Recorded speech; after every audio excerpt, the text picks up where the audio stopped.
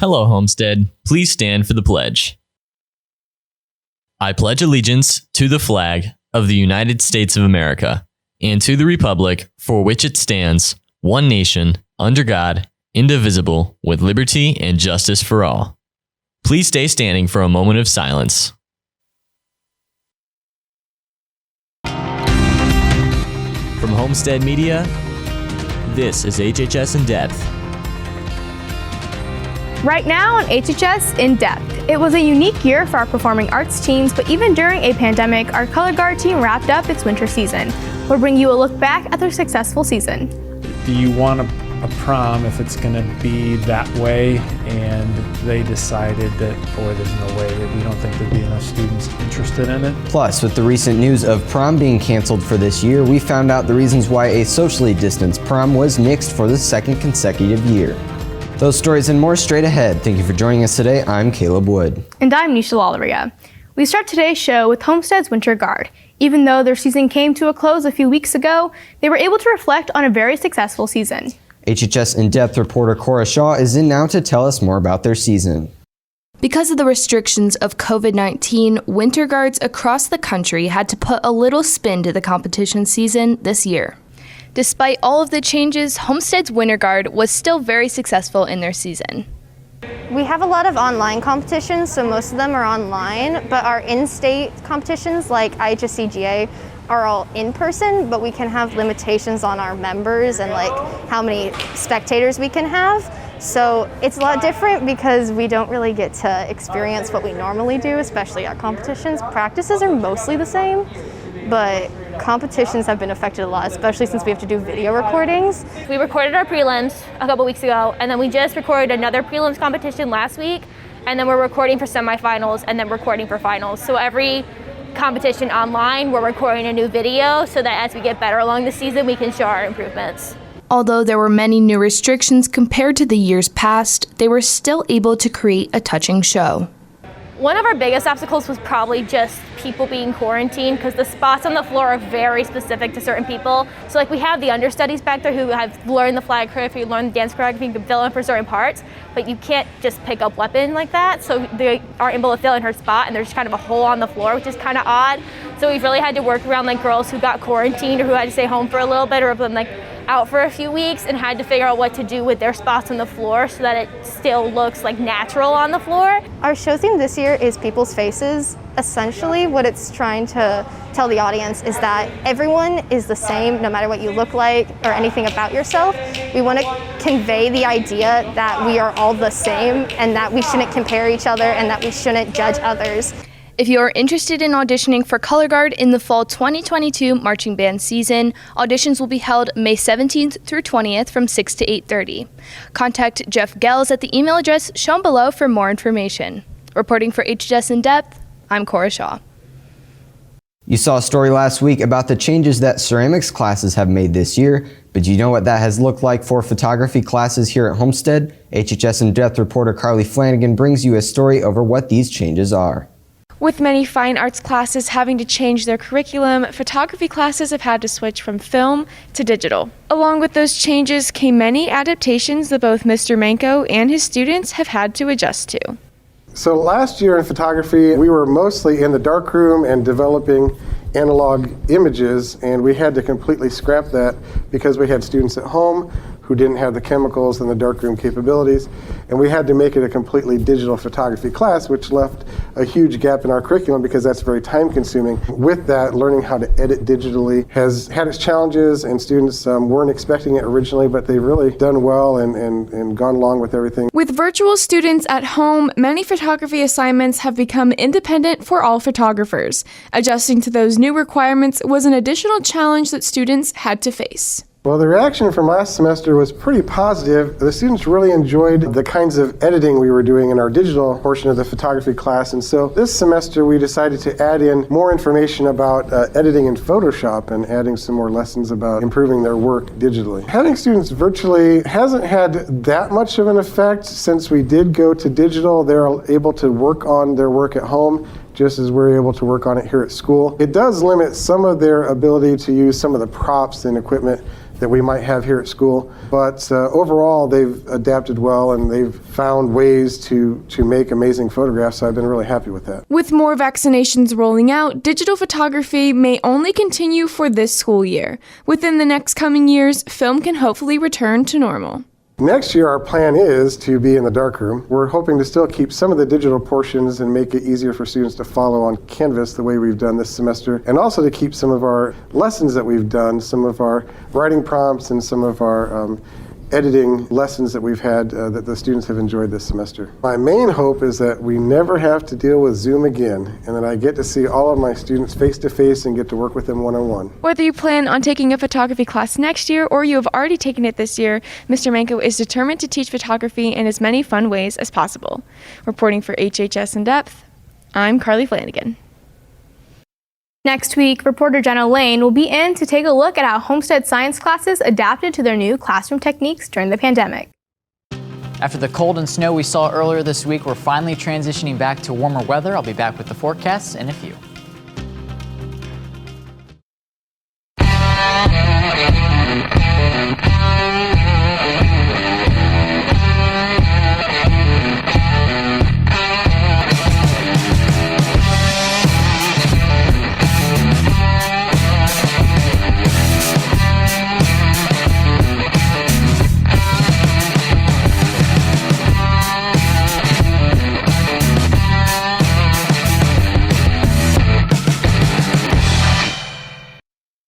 You're watching HHS In Depth with Caleb Wood and Nisha Lauria.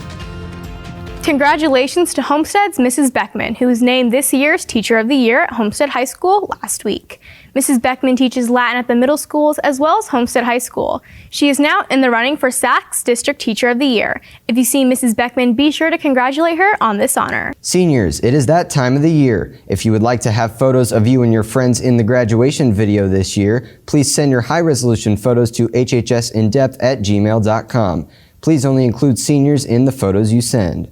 Jazz and hip-hop dance team tryouts begin next week on Monday, April 26th. See Coach Lombardo in the dance room or email her at the address shown here for more detailed tryout information. Dancers, don't let this opportunity pass you by. Seniors, a new scholarship has become available. The family who sponsors it is looking for a solid student with a GPA of 2.6 or higher and has a passion for the environment. If you plan on getting a 2-year or 4-year degree in any area related to the environment, please see the latest posting in the HHS scholarship page or talk to Ms. Merkling, Ms. Bogdanowitz, or Mr. Yeager. The deadline to turn in your essay and letter of recommendation is Wednesday, April 28th at 2:45 p.m. Enjoy shopping racks at thrift stores and garage sailing? You should go support the Environmental Club's annual New to You resale fundraiser tomorrow in the community room from 9 to 4.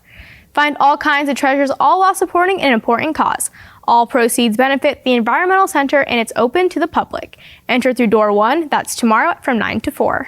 Environmental Club members, get out to room 206 today right after school to set up for the sale. They will need any available member to be there to prepare for the resale fundraiser tomorrow morning. K-Pop Club meets today after school in room 924 and Film Club meets every Monday after school in Mrs. Ricker's room, room 113. Audio aficionados will meet next Tuesday in room 600B, the radio and TV classroom. The club will be listening to the full album by electronic duo Daft Punk.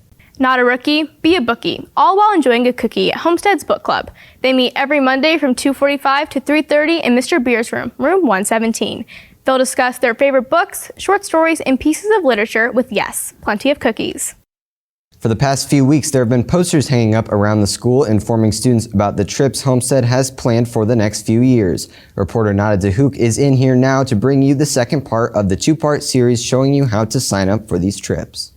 Last week, reporter Hadley Mertz gave you a look at the trips planned for the next upcoming years. If that got you interested in signing up for any of these trips, this week I'll be giving you a look at the specifics and how to get involved.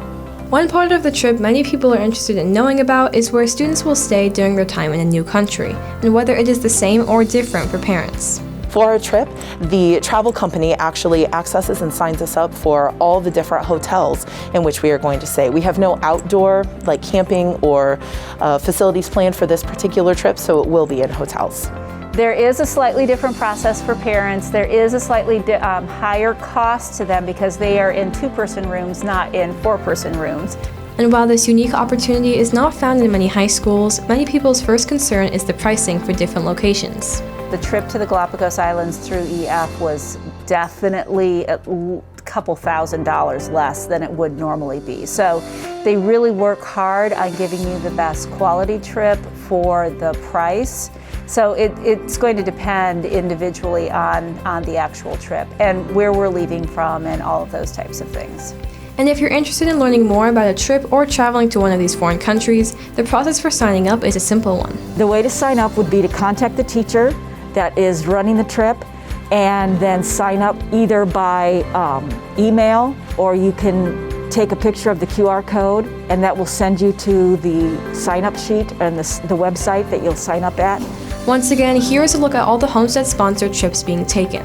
The Belize trip is 8 days in Spring Break 2022, run by Mrs. Merkling and Mrs. Vale. The South Africa trip is 11 days in July 2022, run by Mrs. Vale. The Grand Tour of Italy will be 10 to 12 days in July 2022, run by Mrs. Bogdanowicz and Mrs. Ricker. The Iceland trip is 8 days in June 2022, run by Mrs. Bogdanowicz. The Japan trip is 9 to 11 days in June 2023, also run by Mrs. Bogdanowicz. And the London, Paris, and Alps trip is 12 days in July 2023, run by Mrs. Brown. The best way to learn more about these trips is with the informational Zoom meetings, but don't be shy to stop by any of the teachers' classrooms with questions about the trip they're going on. For HHS In Depth, I'm Nada DeHook. Thank you, Nada. And if you are interested in one of the trips or have any further questions, you can find Mrs. Vale in room 213, Mrs. Merkling in room 206, Mrs. Bogdanowicz in room 208, Mrs. Brown in room 931, and Mrs. Ricker in room 204. Last week, juniors and seniors heard the news of the 2021 prom being canceled. Even though we're still in the middle of a pandemic, the decision was far from an easy one to make. The governor spoke, I think, in March that the mask mandate would end, I think, April 6th. However, schools for the rest of this school year would still be under the mask mandate, and that any school function would have to require 6 feet social distancing and masking. So I think if I was in the student shoes, I would feel the same way. We gave our proposals to the County Department of Health. They looked like as if they were going to get approved. It all came down to the restrictions that the district and that the school decided on, and we just didn't feel as if people would spend their money and it wouldn't have been a profitable event. The decision to cancel prom is sad to some seniors, but many still have hope. Senior class Vice President Ashton Hackman believes that by having notorious netters and dirty duckers along with the Senior Activities Day, it will bring a small sense of normalcy to the senior class, despite them not having a prom. Well, we can't say it's normal to see 4 inches of snow on the ground in late April, but that's what we saw midweek. Ashton Hackman joins us now, and Ashton, please tell me we can get back to that early April weather we saw a few weeks back. Yeah, we're finally starting to make the transition back to warmer weather after the snow we saw earlier this week. Saturday and Sunday not looking bad. Temperatures in the mid-50s. Just be on the lookout for some rain on Saturday. Have your umbrellas handy, and we will be back into warmer weather at the start of next week. I'll be back with details later in the show. All right, thank you, Ashton. Next in sports, the baseball team had a busy spring break playing several games, and many spring sports teams get back into action this week. I'll be back to break it all down in sports next. Stay with us. This is your weekly installment of Tech Tips, a helpful short series over assisting students and staff through issues in technology. A very useful tool while surfing the web is through Google Extensions. Recently, with the Google update, the school has given us access to a multitude of add-ons including Grammarly, Clever, Text-to-Speech, and many more. To use these, simply click on the Extensions tab in the top and select the extension you want to run. That's all for this installment of Tech Tips. Tune in next week for more helpful information about using technology in Southwest Allen County schools.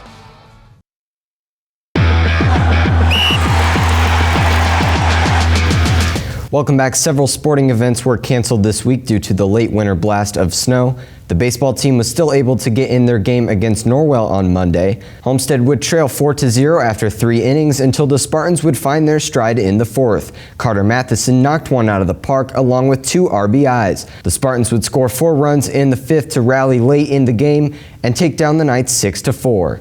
The softball team had a tough loss against Huntington North on Monday. The Vikings would get 10 runs after 5, Spartans not finding momentum until the bottom of the 5th. Claire Landrigan and Kyra Vorpol would get Homestead on the board, but it wasn't enough to avoid the mercy rule. The Spartans would fall to the Vikings 13-2. That's all for sports. Get out and support all the athletic teams in action this weekend. Ashton has a final check of the weather when we come back.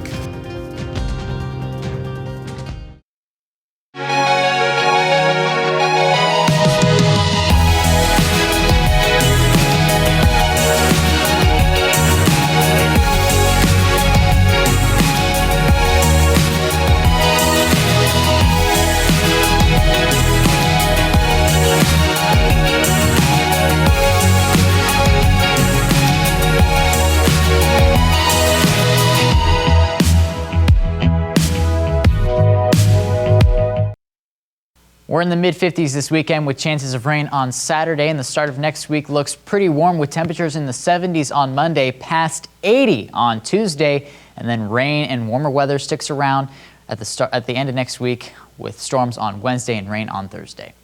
All right, thank you, Ashton, and thank you for watching today. We'll be back again next week. Have a great weekend.